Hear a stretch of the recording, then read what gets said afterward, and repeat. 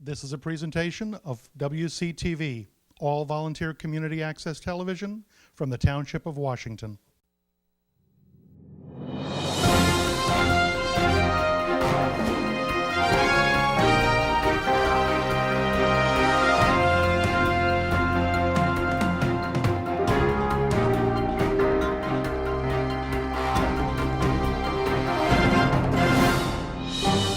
We want to thank Paula and Andrew for joining us this evening, and we've got a variety of questions. All of them have been submitted by the PTOs and the PSOs, and so we will work through a variety of issues that were raised. I've organized the questions around some issues, and we'll jump around and cover as many of them as we can, and we're going to try to give both Paula and Andrew 2 minutes to answer each of the questions.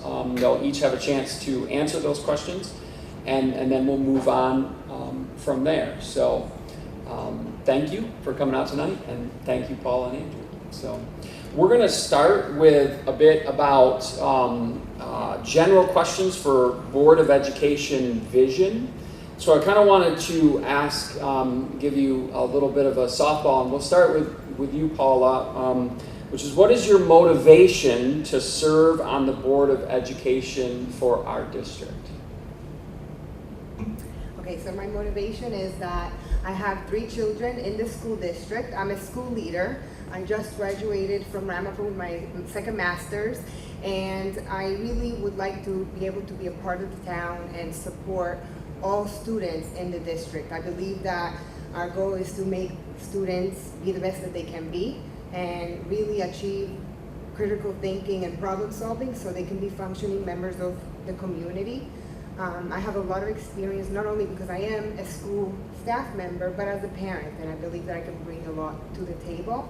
My motivation is to really bring our town together and support the decision making that our school districts need to make, and really be there as united. Thank you. Andrew, same question. Okay, so I've been a Westwood resident here since 2010.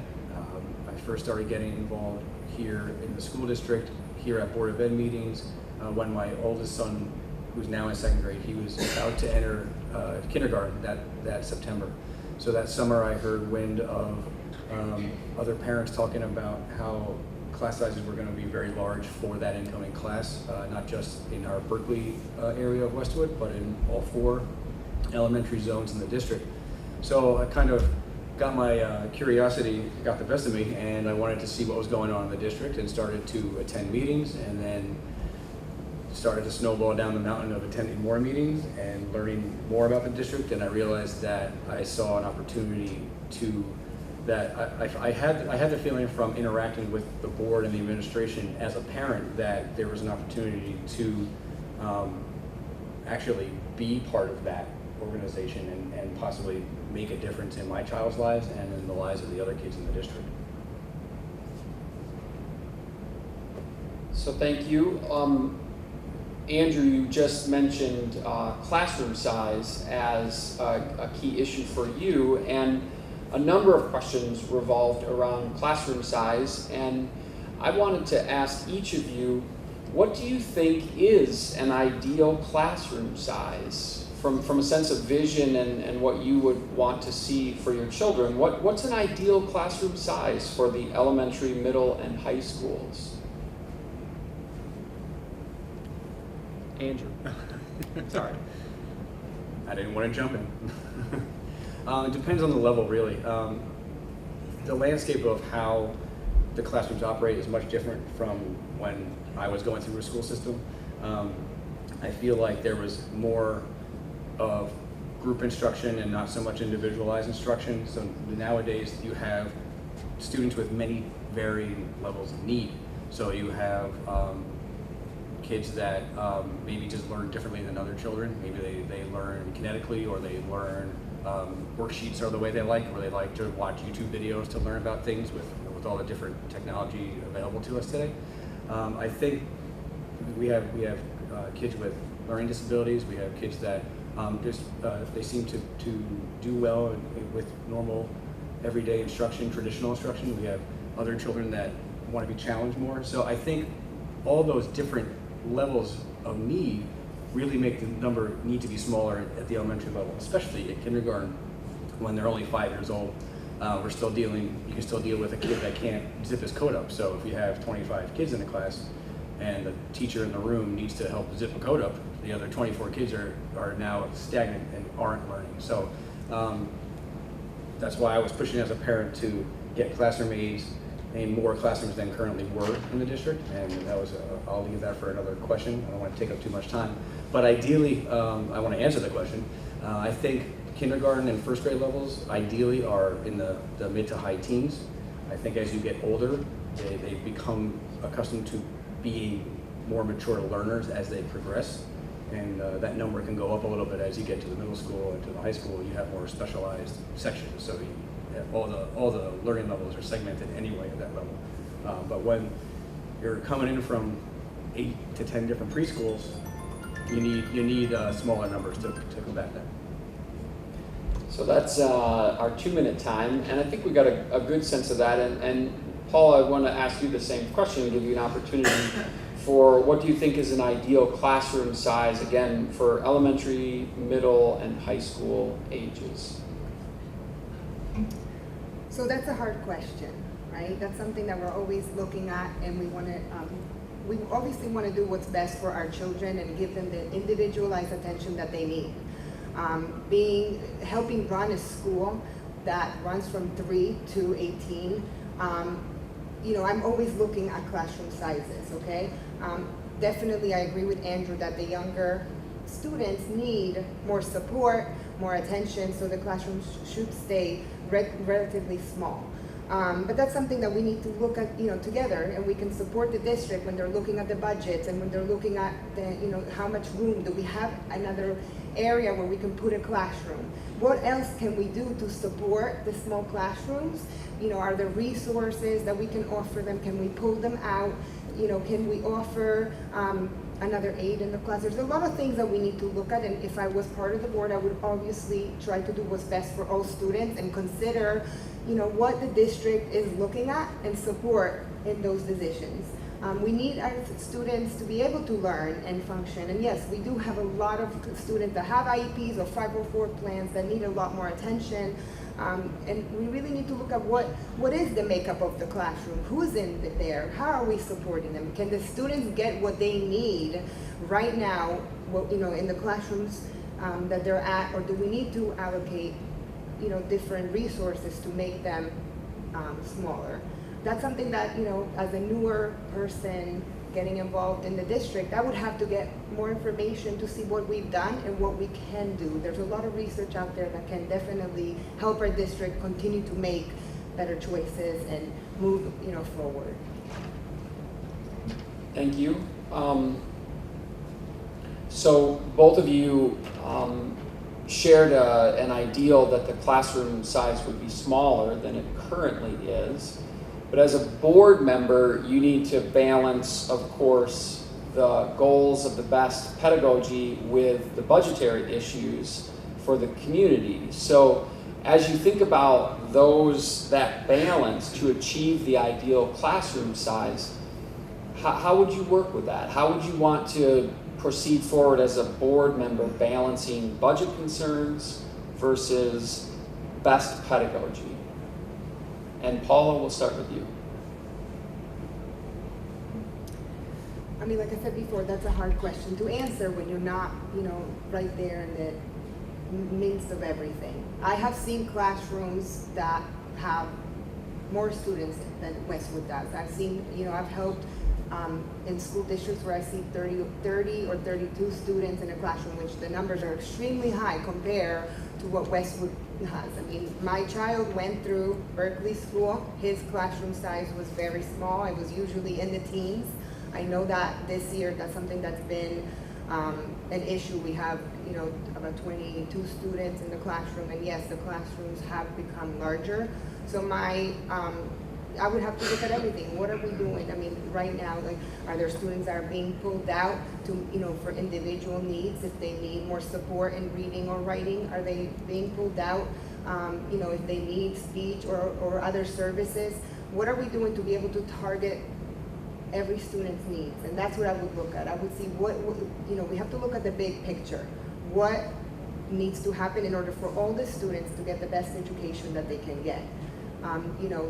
The district is tight in room, right? So we were not able to open another classroom, but I mean, that's something that we need to look at and continue to find ways to make things work here in Westwood. Thank you.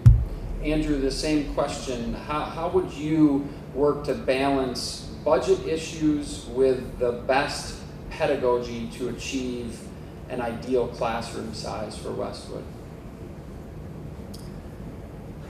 I can answer that a little differently now than I could 2 years ago when I was sitting out there in that audience with a pretty large group of parents that summer. Can you guys hear me okay?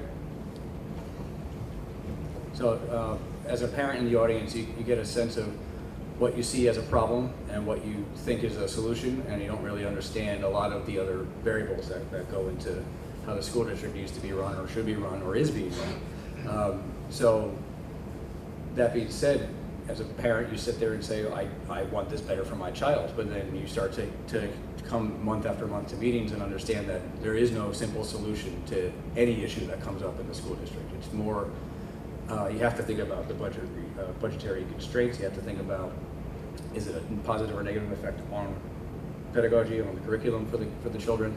I have to say it was eye-opening to see exactly what went into those decisions, but then to see that there's always room for compromise, or if you can't make something change overnight, you try to work to find solutions to get to that goal. So in this case, getting more classroom aides in classrooms helped that parent, the teacher-student ratio lower. So if the district couldn't fix 25 children now, let's get it down to 2 or possibly 3 in some cases, adults, teaching professionals in the room. What was interesting about that is, as a parent sitting out there watching, you don't think about how much the cost of those aides is. You start to multiply that across 10 different sections in the kindergarten, then you think about the first grade. It was a large sum of money, and honestly, you start to have those questions whirling around in your head, thinking about budget constraints, safety issues, security issues, not just from a health perspective and for a mental health awareness perspective. A lot of things go into play that you don't think about right away when you think of the problem. Yeah, and a number of parents and community members were concerned about issues of transparency, particularly involving the budget and the way the board was spending its money in the past year and maybe before that. So, Andrew, continuing with the kind of conversation that you were just talking about, how would you address the spending of the current board and thoroughly investigate, if that's possible, where it is allocated, and then work to be more transparent, or to be transparent at all if you think it's necessary? So really, yes, no, do you think more transparency is necessary? And if so, how would you propose to investigate that and share it more? Well, in terms of, I think there's always room for improvement in terms of how the board interacts with the community. You can't say everything's perfect. That's a silly thing to say. I think that being here month after month for 2 solid years showed me personally that there was an immense amount of information coming from this stage down to those seats, especially for budget related meetings and for proposals for the middle school expansion. I was surprised to see that more often than not, meetings included presentations for the public, for the board. The board was being educated as simultaneously as the parents. So to understand the proposals for where to expand the middle school, what grades the middle school should have, you name it, it was being talked about. worries about the flood zone at the Kettler site. Everything is covered and talked about here in a public forum. So then the minutes for those meetings are online, and I've seen a vast improvement just in the last 2 years of me coming here of the district's ability to use the technology available to them to, seems like, spin up a website for every topic that comes up. You know of an initiative happening in this district, there's a website for it, for everybody in this room and everybody in the 2 towns that live here can go look at it. So can there be more transparency?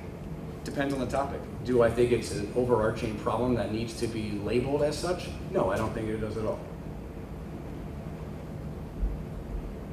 So thank you for the answer, Andrew. And Paula, same question. Do you think there's a need for more transparency? And if so, as a board member, how would you address the issue of current spending and investigate where it's being allocated and share that with the community? So I believe that, that we do our best, right? And I think that obviously continuing education, presentations, and communication is the way that we can educate the public on what's happening. The board's job is to oversee and assist the school in looking at the budgets and talking to the VA and really working with the superintendent. They don't have all the answers to everything, and sometimes there's changes that we want to obviously make in the long term that are going to take time and maybe baby steps. I believe that the information is there. If parents want to be, more involved or more educated, they're welcome to ask questions. They're welcome to participate. They're welcome to sit here. I think that Westwood is transparent compared to other districts that I've been involved with, and even my own district. I believe that the more questions are asked and the more education and presentations that we do, the more clear it's going to be. There's not immediate solutions always to everything. Sometimes we have to look at, ratio, like you said before, right? Ratio of staff to student, or, seeing what we can do. It's expensive, right? We have limited budget that the schools allocate for different areas. There's a lot of changes coming to Westwood. We want to stay, on top of the pedagogy. We want to stay on top of, being a progressive district. We want to make sure everybody, is moving along and progressing. There's a lot of things that have to be taken into account. It's not a simple answer. So, I'm sure that Westwood Board would welcome any suggestions or solutions when, and are open to listening to others. And I think that that's the importance, that communication happens both ways. So that's something that we need to still continue to bring to the table, but solutions are not going to be done overnight. All right. Along that line about transparency and then tying that in a little bit with school safety, so Paula, do you think it's necessary to communicate all the security measures being put in place at the schools with the parents and the wider community? And if so, how would you communicate that?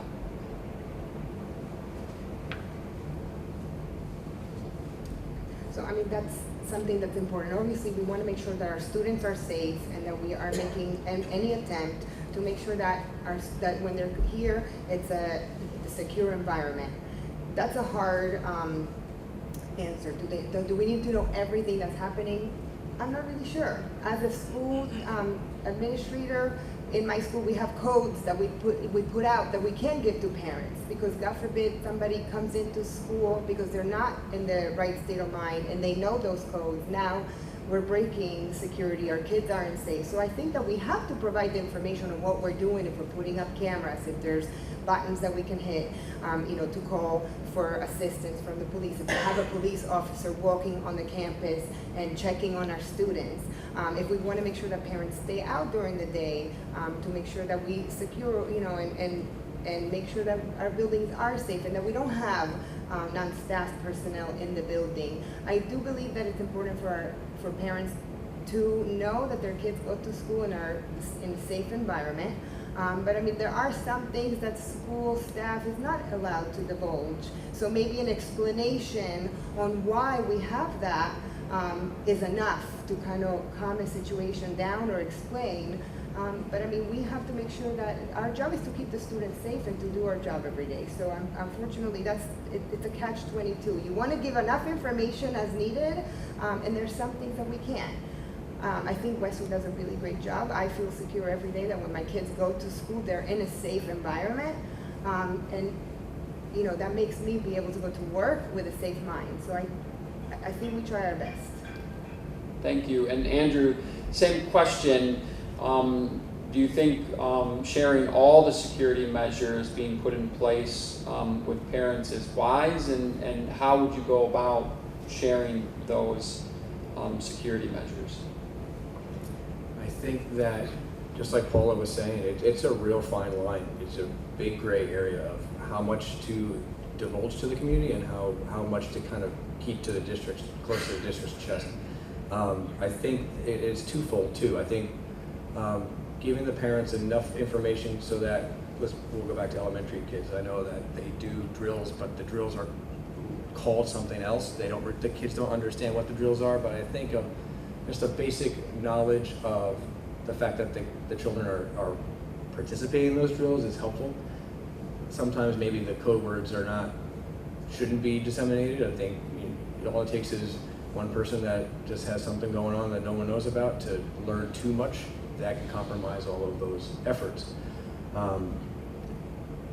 Aside from those physical measures like the cameras and police officers walking through, which are great visuals to parents to feel that security blanket that your kids are safe. Those aren't just there for security blankets. They're helpful to keep our kids safe, but parents need to have the peace of mind so they feel comfortable sending their kids to school. So aside from the physical security measures, there's also an opportunity to bolster from our guidance department ability to promote mental health awareness from K to 12, not just for the students, but for staff, for teachers, for anybody employed in the district. That's half the ongoing battle, making sure if someone has a need, that need is addressed. And I think just recently, in the last year or two, the district has really bolstered that amount of guidance staff and presence within each elementary school and the middle school, where that kind of intervention can have the biggest impact. So those are the kinds of things that should be visible. The things that shouldn't be visible are the things that get decided by the administration, and I think those monies should be allocated appropriately to do those measures, but we shouldn't hear about it, honestly. Thank you. So about school safety, there's a number of questions that the parents had shared with me that are very specific, and I think you can give those answers rather quickly. So Andrew, do all schools need a uniformed, armed police officer?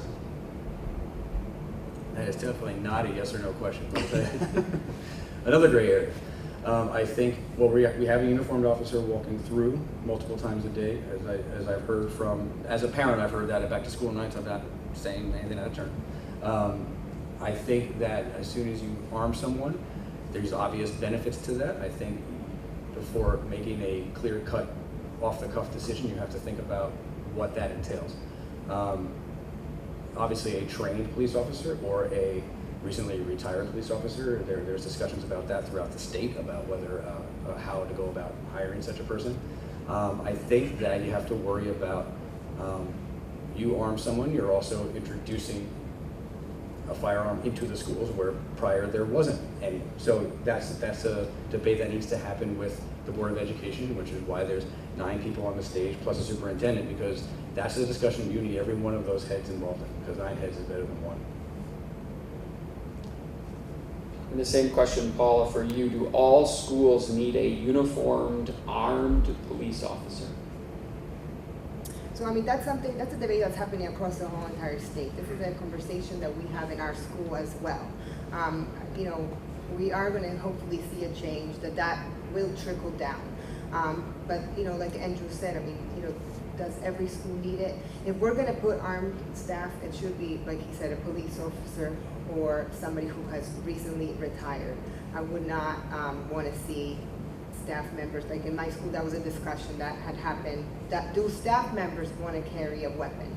I feel that that's something, that should not happen. I believe that we have to look out, where we live and what's happened, and we're taking every measurement to keep, people out of the school district. Do I think that that's a great idea to have an officer walking around in every school? Yes. I don't know if we're going to be able to allocate one person for each school the whole entire day. So, that's something that we need to continue to look at. The whole state is looking at that. And that's something that we need to make sure that we're continuing to discuss, because we definitely want to make sure that our kids go, to school and they're safe and secure.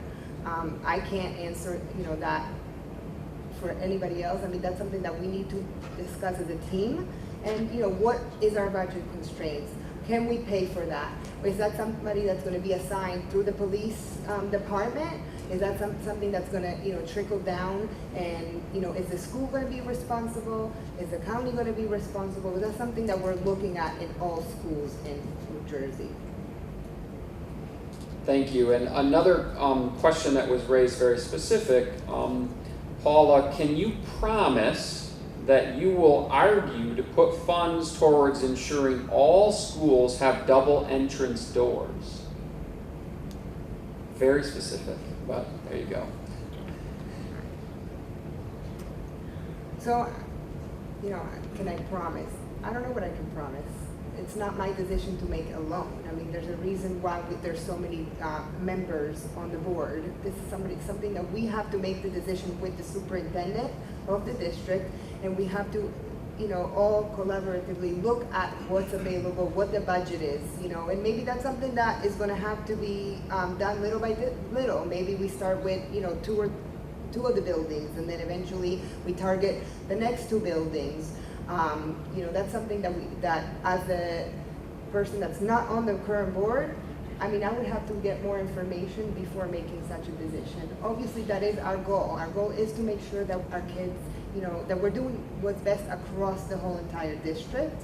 But that's a lot of pressure to, ask one person. None of the decisions are going to be made by just me. Which is why I changed the way the question was asked to say, would you promise to argue for that, right? As one of 9, we recognize that you are not going to be able to, by fiat, make this happen. But would you be willing to argue for that position? Of course, yes. I am willing to argue anything that comes up to the table. That's why we have 9 people on the board, because we have to look at everything and see what the priorities for the district are.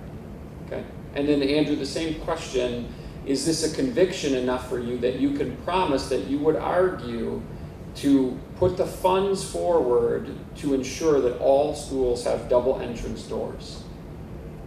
Yeah, absolutely. I think it goes back to what I was talking about, those visible and invisible changes. I think it's one of those physical appearance changes that not only actually serves a wonderful purpose, but will also make everyone walking into the school feel safer. Parents, students, staff, everybody. I will argue for it, and hey, there's 2 votes out of 9 for it, so that's a little less than half the way there. You need 5 to get something passed. I think that, again, I'm glad you changed the way it was worded, because that's the only thing we can promise, is that we will do what we feel is best for the children of the district and the employees of the district. If anyone promises anything that they can do something unilaterally, then they don't kind of get what a Board of Education is all about. Thank you, and I appreciate that clarification. And this one's a little question that's specific to Brookside and some concerns that parents of Brookside had. And they wondered, can you promise, and again, I will phrase it as an argument, can you promise that you would argue to install fully fenced areas around the fields at Brookside? I believe right now they're not fully fenced, they're open. And so the parents at Brookside want to know if you are convicted strongly to argue for a fully fence the fields at Brookside. And Andrew, we'll start with you. I think that goes along with the unknown of the worst that could happen at any school. I've seen that the layout at Brookside, and I would absolutely argue for putting in better fencing, or in the absence of fencing, around the school building. I mean, you can compare it to a building like Berkeley. The entire plot of the Berkeley landscape has fencing of some sort, except for a pass-through to walk by on one side. There's the corner by the street there that's exposed to traffic, but anywhere where the playground or the blacktop is, there's a fence there, and staff outside with the kids. Brookside, it's a larger acreage to begin with by nature, and there's woods butting up against it. I think it's wise to look into if there's, I mean, this is the time to think about it. The next budget year starts, has to get approved in the March, April timeframe. So this is the time of year to consider changes that are going to benefit the kids, especially when it comes to safety. And again, it's one of those. I think it's a quick and easy win without spawning extra debate or gray areas. I think that's one of those cut and dry. Let's look into it, see if the funds are available, and see if we can come to a conclusion in time for the next budget year. And Paula, the same question again. I'm altering it a little bit to say, are you convicted enough to argue to fully fence the fields at Brookside, acknowledging that you do not have fiat power to make it happen unless you convince 4 other board members to join with you? Yes, I mean, I believe that I would argue for that. My child went to Berkeley, so that was a closed field. There was no access through that. I mean, I believe that we should be able to know that our kids are playing on the playground and that they can't be, near traffic, and that nobody can just walk onto the premises. I do believe that that's important to look at, and if the budget allowed it, and that's something that we could target, I would definitely be for it. Thank you. So we've dealt with one issue having to do with Brookside, and then I wanted to go to one more specific to Berkeley. Some of the parents at Berkeley School noted that the classroom sizes there tend to range between 24 and 25 in 2 of the grades. And they wanted to know what you would propose to do as a board member to try to help manage these class sizes. And I think it's a little different than the class sizes that I was asking before, because it's specific to Berkeley. And then they raised this concern. Berkeley is a Title I school, and it has the most ELL students within our district. So what would you propose to meet these students' needs, classroom sizes, special services, etc., to make them comparable to Brookside and Washington Township so that all of our students get an equitable educational experience? So the idea is larger classroom sizes, a different kind of school, Title I. What can you begin to speak to that would make a more equitable educational experience? We'll start with you, Paul. So, I mean, when I'm looking at Berkeley, like I said, my own child went there, okay? 24, 25 students in a classroom, yes, that's a lot more than maybe we should have. But I mean, at this time, there's nothing we can do about the physical classroom size because there's no room. So what we can do is we can look at the student ratio and staff ratio and try to address it in that manner. Putting in more adults in the classroom, we'll be able to target students' needs individually and the educational needs to be able to support them and be successful. More support in the classroom will definitely help manage that. Like, my experience has been that, I have seen bigger classroom sizes, and that can be successful if dealt with appropriately. So there's a lot of suggestions and resources that we need to look into to make sure that our teachers are being supported the right way in not only with like classroom management, but also pedagogy, because we have a lot of students who maybe need different learning programs or styles or curriculums. So definitely looking at that. Being a Title I school, having a lot of different students, I'm going to say we have to look at that as well. Do we need to hire bilingual assistants and teachers, people that can maybe support the students that are speaking in different languages? Fortunately for me, I grew up like that. English is my 3rd language. Having teachers who provided the ESL program for me would help me become successful in education. So we have to make sure that we're meeting their needs and that people are understanding and that we are teaching them the best way and meeting them, whether if Spanish is their first language, how do we explain that and then help them get on board and really, really target so they can be successful academically.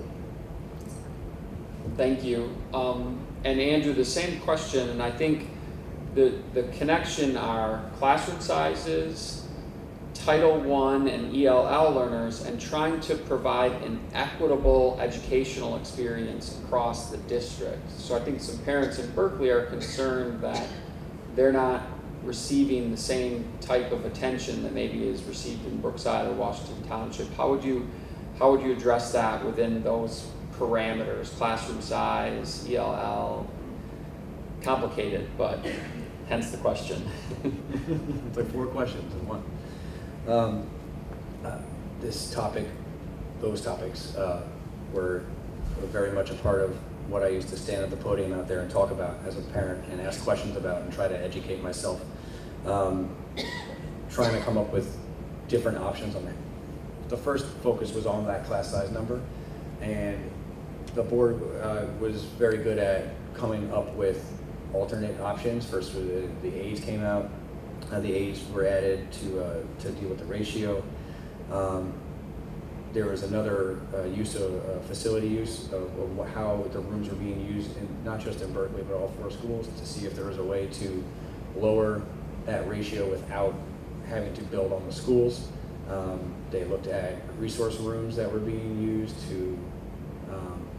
and splitting them into 2 areas because they were holding a minimal amount of children for specialized instruction at any given time. So if you split the room, you're actually lowering the amount of used classrooms. That helped the numbers in the other 3 schools. There was also discussions about the district-wide LLD program, which was currently housed together in one of the 4 schools, I believe in Brookside. So there was discussions on moving where that was to kind of help the bottleneck in Brookside, which then trickles down to Berkeley. Again, it kind of, these were all Band-Aids. It doesn't really, never really fixed the problem in Berkeley, mainly because they're out of rooms and they're out of places to split rooms into. Music and art already share a room in Berkeley. It's an old historic building, so and in a flood zone, so next to a stream. So the ability to add on there becomes a little hairy and costly, and that's what I was trying to push for, was for extra facilities to alleviate the space. I worry about, just real quick, the ELL aspect of it. The bilingual children of Berkeley help make Berkeley the school that it is. Berkeley is very proud of the diversity they have, so I don't know if I would consider the option of maybe moving some of the ELL programs not far across the 2 towns, maybe over to Brookside, which is still in Westwood. But I would have to think twice about what that would mean for how that entire school district grows up, because my children they're excited to go to learn about Spanish. They like to learn about other cultures. I'm just afraid we lose some of that extra special charm of Berkeley. So I wouldn't rush to make that kind of move, but I would consider it. So moving back and forth between issues that were raised from Berkeley parents versus Brookside parents, and moving back to the issue this past year that was maybe had a lot of heat and maybe a lot of light, which is the decisions about the before and after school care. One of the questions raised in a variety of ways concerned how the choices were made and the communication that was there and not there concerning those choices. Parents were upset that no notice was given when the aftercare provider was changed and that no input was offered. And some believe that the board was not responsive to parents' concerns. In light of me sharing that with you and how it was handled by the board, how would you do it differently? And if you wouldn't, why not? And we'll start with you, Andrew. Around the time of that decision to move from the Y to Champions, I was not yet on the board. I was probably a month or 2 prior. It was in the spring of this past year. I tend to stay to the end of every meeting that happens here. I know a lot of people tend to leave after the public forum, but you learn a lot during old business and new business and any other new discussions that kind of pop up before a meeting ends. So I got to learn more about why the district was excited for an opportunity to branch out and learn about another vendor such as Champions. But I also saw the passion that parents brought in the room fighting for the why. Now, as a Berkeley parent, you stand on that blacktop. I don't stand on that blacktop every single day. I only can be there once in a while to pick up my kids or to drop them off. But I would hear very mixed reactions about the why, to be plain and simple. There was just as much passion for that program as much as there was against that program from a parent perspective. So seeing how, I've never seen this room filled up as much as that night where that decision happened, once word got out that a change was about to be made. So seeing that turnout, I feel like that tells me, from my perspective out there, that there could have been more communication prior to that final decision. Again, I wasn't up here on the stage to see the inner workings of what those other discussions were. I know that there were site visits to Champions and Paramus to understand more of what they were doing. They saw, very intriguing and encouraging things about how they were handling homework help. There's a chance to, it just seemed like there was a lot of buy-in from the principals, not just from the people on stage, but from the administrators in the school too. There was buy-in there. But yeah, I think there was an opportunity for more communication, and it could have stopped some of the interesting interactions that happened that night. And Paul, the same question, basically, there was a lot of concern and upset about a lack of parental input. Some believe that the board wasn't responsive to parents' concerns. In light of that, how would have you advised or wanted to do it differently, if you would have wanted to do it differently than how the board handled it? Well, so, aftercare is not something that I'm really familiar with at Westwood, but I am in other districts.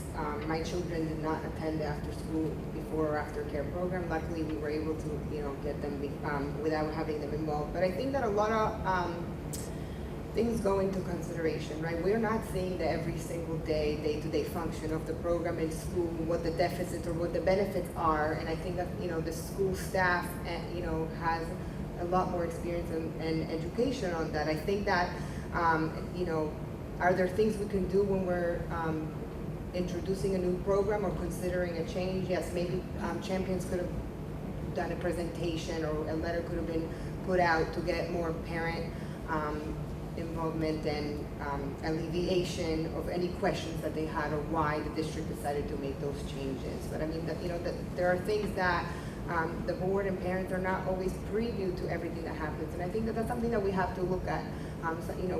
We're here to support the changes that administration and the district makes, and sometimes they have a little bit more information. So definitely, are there things that we need to look at in the future that maybe we can do differently to be able to be more transparent and communicate the changes that are coming? So, anxiety is relieved. I definitely think that that's something that we would have to look at. What did we do in the past that worked, and what we did not, and what can we do differently the next time that we're about to make a change? Thank you. We've zoomed in on some really specific things about some issues that the parents were concerned about, and now I want to kind of zoom out a little bit and ask her some bigger questions. One of the questions the parents asked was, what do you think, and we'll start with you, Paula, what do you think should be the top 3 priorities for our district heading into this new year?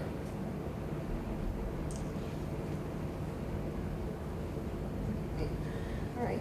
I think that's a really broad subject. I think that we have to, look at everything that is happening in the district. We have a lot of initiatives going on. We have a lot of shift. We have construction. We're, growing the middle school. We're trying to do the one-on-one device initiative that, is happening and trickle it down across the board. I think that's important to continue to look at so we can continue to be progressive in academics and in the district. I think we continue to have to look at safety and security for the entire school. And we need to look at fostering and enriching the school environment. I think that that's something that, is an ongoing goal. But that's not, for me to decide. There's a lot of different things that we need to bring to the table and we need to prioritize. And that's why I believe that, it's important to look at it and make it as a team position. It's not, we're not here to make individual promises or changes. We have to collaborate and really look at the needs of the district. There's a lot of things that, I believe can continue to improve our district. Thank you. And Andrew, the same question. We're zooming out a little bit, but what do you think should be the top 3 priorities for our district heading into the next year? Sure. I'm going to zoom out and zoom in at the same time. First and foremost, not just this current year, but for any school year, the top priority always has to be driving around student success, whether that means academically, emotionally, extracurricular activities, you name it. It is always a focus of the district. It's one of our top goals for the district and for the board that were just developed. We have to make sure that we give them the right tools early on in their academic career, that they can deal with that tumultuous time in middle school years as their emotions change and they start to inch towards adulthood. And then in high school, it's about preparing them for that next step, whether that next step is an institution of higher education or a vocational area. I think that we can't focus too heavily on one or not the other. I work in higher ed. I've been working in colleges as an IT professional for 15 years, so I've been seeing how admissions offices, financial aid offices are now looking down at the high schools and trying to see and change how they view the type of students they want to attend their institutions. Sometimes that means not looking at their SAT score. Sometimes that means looking at someone with a good, well-rounded GPA, interested in extracurriculars, but maybe didn't have the means to test well and study and prepare for an SAT appropriately. So student success is always the top priority. I think after so much has been invested, not just monetarily, but effort and time of the district and the board, that middle school expansion project should be that second priority right under student success because of, it took an entire community to vote yes on that by a large margin. And I think it's our job as a board to not, just to ensure that the process is flowing, it's progressing, and it's getting done on time. And I didn't even touch on safety and security, but we've talked about it enough. But okay. As long as it's done wisely, yes. Security would be a third. Yeah. Okay. This next set of questions are going to relate to this, but I want to give you like 30 seconds for each of you, starting with Andrew. What kind of education background do you have? Just speak to your education background. No problem. 30 seconds. All right. That's 3 already. I grew up in Bergen County. I am a graduate of Northern Valley Old Japan, heavily involved in academics and in the theater and the arts in Old Japan. I went on to a bachelor's degree of business administration with a computer information systems background from Indiana University out in Bloomington. Again, still involved in the arts, and so I have a weird math science part of my brain and a theatrical part of my brain, so I bring a lot to the table. And I've been in higher ed ever since. My entire working career has been working at colleges in the New York, New Jersey, tri-state area. And Paula, the same question. What is your educational background? So I grew up in different countries, but my education happened in America. I have a bachelor's degree in social work and a master's degree in social work, and I also have a second master's in ed leadership. I want to become a principal. I'm supervising a behavioral program. I believe that education is extremely important, and I believe that our goal is to, like I said, make functioning members of society, looking at what they can bring to the table and really, really concentrating on what the student has to offer and how we can make them successful. So education is extremely important to me. Okay. So then this is a simple question, so like 10 seconds. Paula, starting with you. Do you think having an educational background will help you as a board member? Do you think it's crucial to have that kind of educational background? Okay. I don't think it's crucial, but I do think it helps me. I know how schools run. I help, oversee programs in schools. I think that it helps. Thank you. And Andrew, same question. I'm making it's same question. It most definitely helps, and I think that the board is made up of many different backgrounds around the table, and you need educators, you need IT professionals, you need accountants, you need entrepreneurs, you need all kinds of people to help make sure that all aspects of what you're deciding on and supporting are thought of before you decide on it. Thank you. So now we're going to shift then from an educational background to the relationship between the board and the students and the staff. Kind of zoom in a little bit from those questions. Many parents expressed concerns about a disconnect between the board and the students and the staff. And so they were wondering, how will you keep yourselves informed about best practices in teaching? How do you cultivate your own continued education on pedagogy and best practices? And we'll start with you, Andrew. Well, I have an inside track on this one. I sit on the curriculum committee right now as a board member. Every meeting is talking about how the district has been doing. It depends on the subject area. Sometimes we're talking about reading levels or math or other extracurriculars.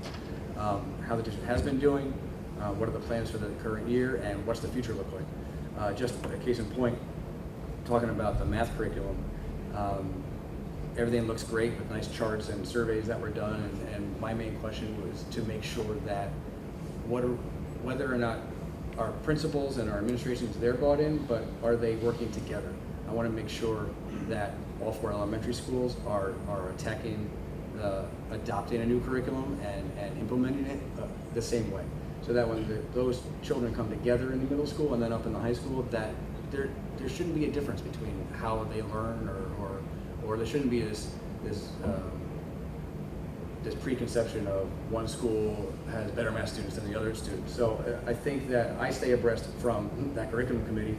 I'm also seeing how admissions trends change from my job, and how they look at high school transcripts differently now than they did 5 years ago. Thank you. And Paula, the same question. How will you keep yourself informed with the best practices in teaching, pedagogy, and other practices that are crucial for the education of our children?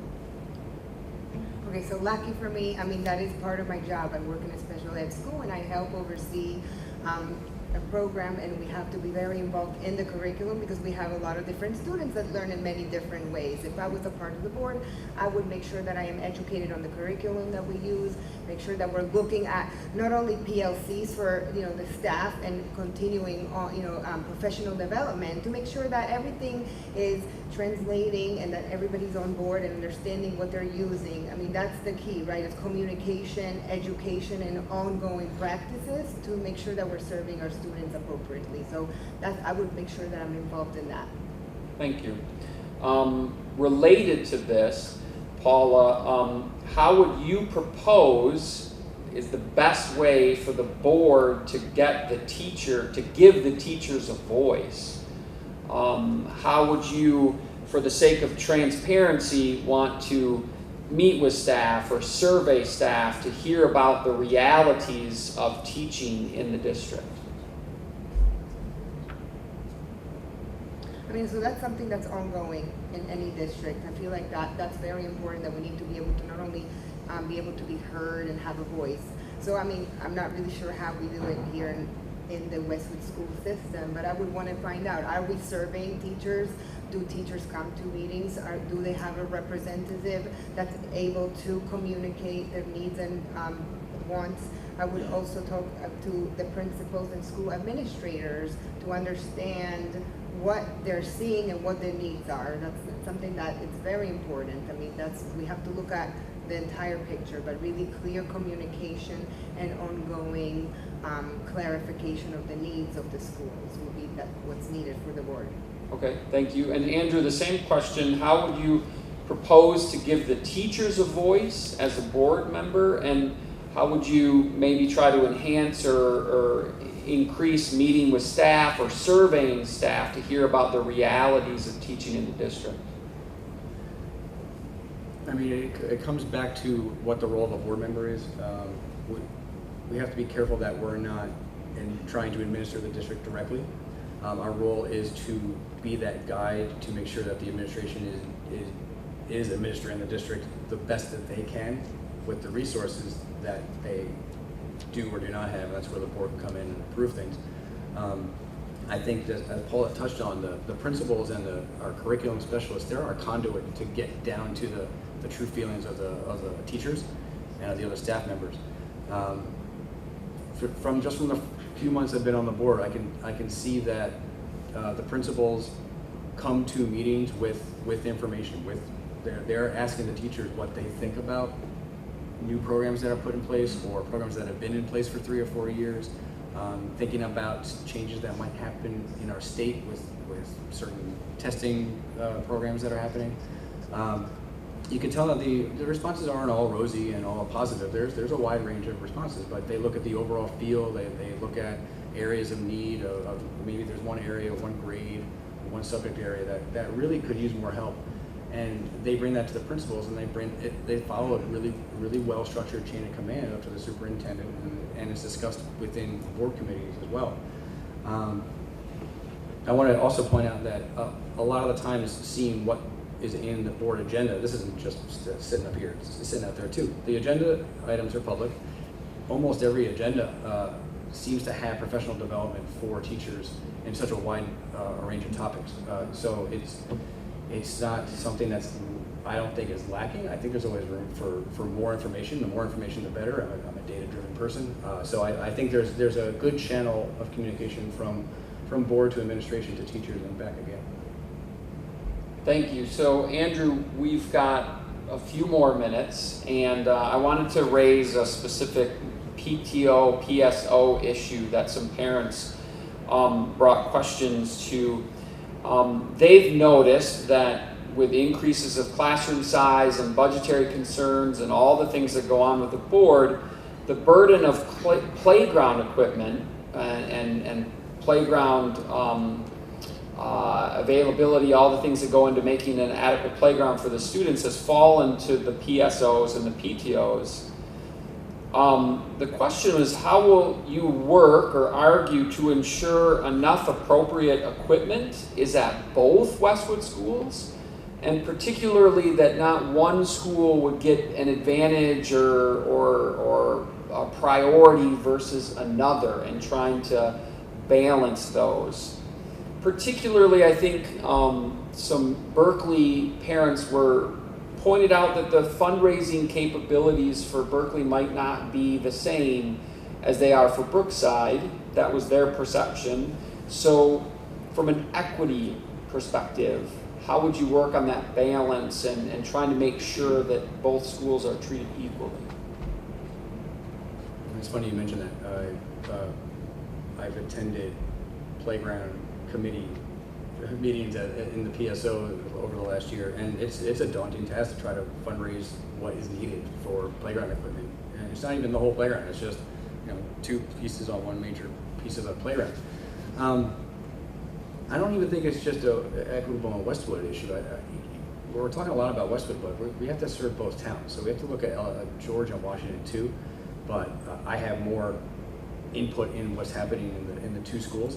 I honestly was shocked as a parent to hear that the entire burden fell on the PSO or the PTO, depending on the school. I was wondering myself, I started going back in old board minutes to see if there was any percentage allocated from the district that helped offset fundraising needs. I haven't seen anything, and it's something I plan on asking people when I get a chance and certain committees show up.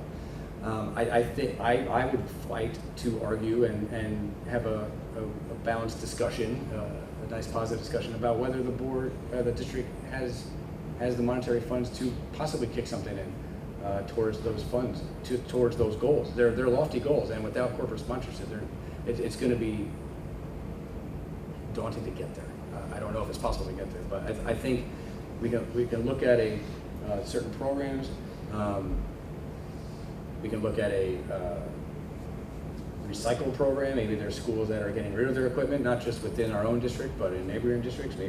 Maybe they got a big hefty donation and they don't need their current equipment, but it's still usable. Maybe to do some outreach to the neighboring communities and see what's out there. There's options to look at. I just think that whatever is done should be looked at for both schools, not just one of the two or one of the four, as it were.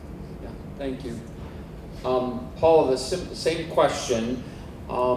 There's a question about equity, particularly when the PSOs and the PTOs are asked to basically fundraise everything for the playground equipment. How would you want to argue and work to establish equity between our Westwood schools and also the township schools as a board member? So I mean, that's something that we have to really continue to look at.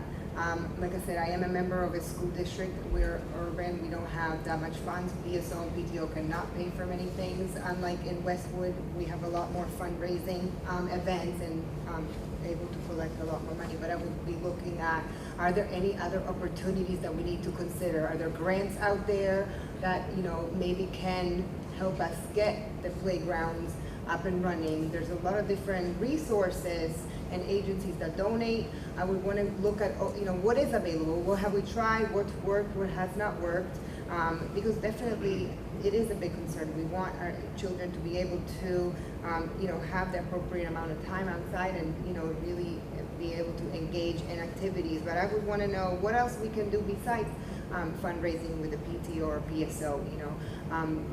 My older child is in a special needs school, and we did have to do a very big fundraiser in order to be able to shift the school, and we did like a casino night that raised about 60 grand in order to be able to provide some of the physical changes that the school needed for the students. So I would want to outsource and look and see what other opportunities we have as a district that doesn't always only fall on parents.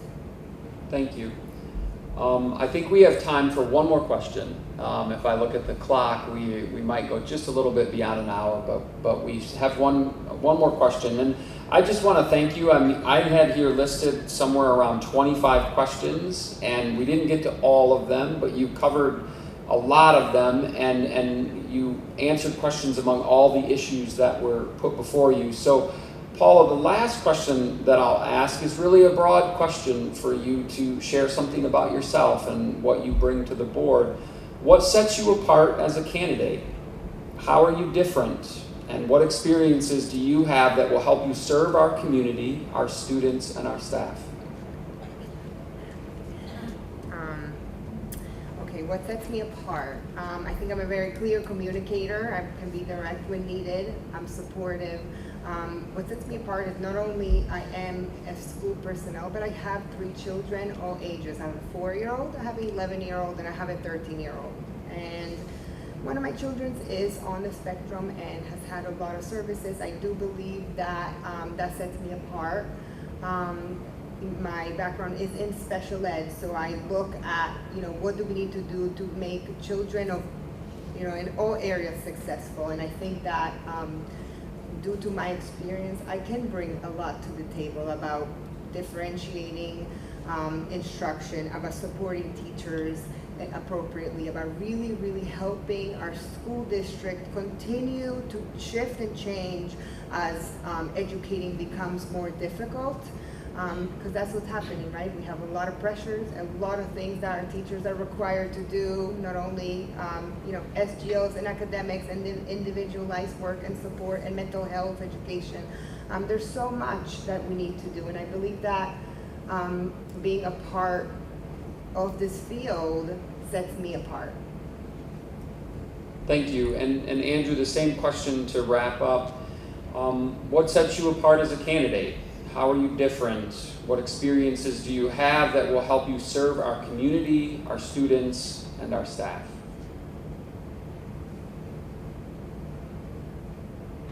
I think a lot of it comes down to why we're here.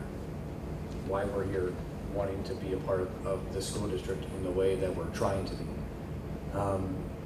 It comes down to a passion for doing what's right for our kids. I've been fighting for various issues for a few years, and everyone, when you're just kind of talking in the playground or whatever, they're all saying, yeah, that's a big deal. and then you see how many people show up and come actually try to make a difference. And it's such a small number of people that I feel like those children's voices or their needs, they're not being heard. And when I jump into something, I don't just put one foot in the water. I go right in. I dive right in head first. Whether it's coaching sports in town, whether it's staying involved in musical groups in town. I bring passion to what I believe in. And what I believe in is a well-rounded education for our kids, and it's not just curriculum, it's extracurricular, it's mental health, it's arts, it's science, it's sports, it's technology. I'm involved in all of that in the district and in the town. And just being able to see the changes that have come about from what I'd like to think is me bringing that passion to that podium for a few years and not giving up.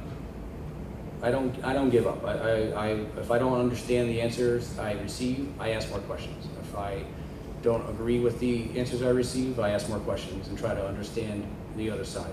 I try to be respectful when there are disagreements.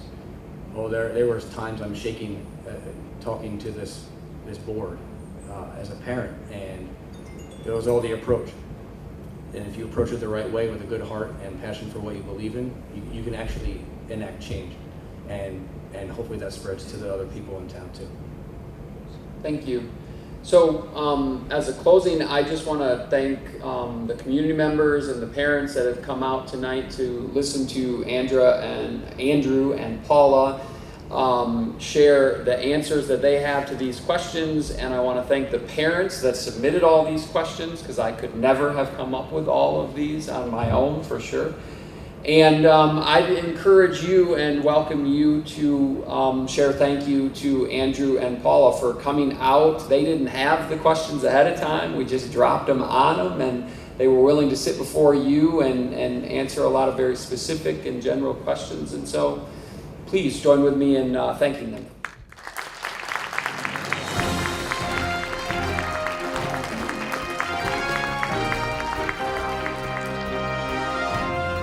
Thank you to Ronnie too for agreeing to do this. Yeah, and good night. Have a great night. And if you have any complaints about me, then, good luck.